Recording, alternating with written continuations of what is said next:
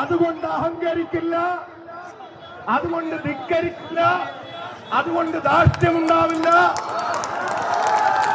അതുകൊണ്ട് ആരുടെ വീടിന് നേരെയും ബോംബെറിയില്ല,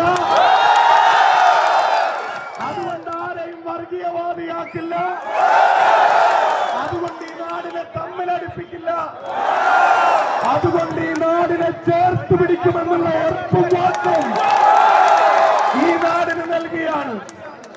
കുറ്റ്യാടിയോട് ഹൃദയാഭിവാദ്യങ്ങൾ നേരുന്നു.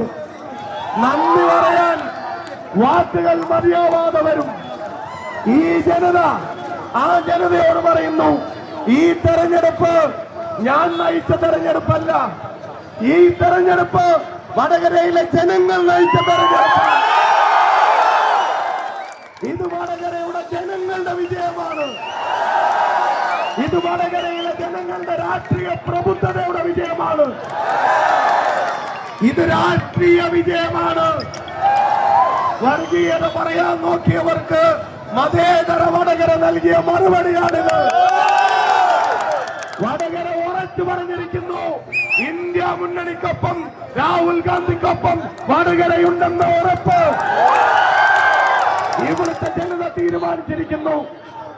നരേന്ദ്രമോദിയുടെ ഫാസിസ്റ്റ് ഭരണകൂടത്തിനെതിരായി ഈ നാട് വിധി എഴുതിയിരിക്കുന്നു.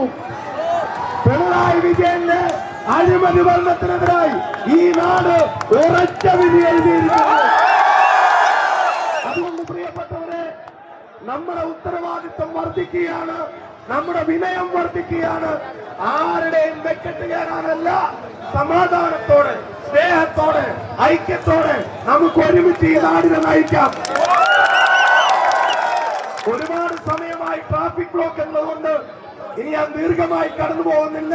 നാദാപുരത്തെ പരിപാടിയും കാത്തു നിൽക്കുകയാണ്.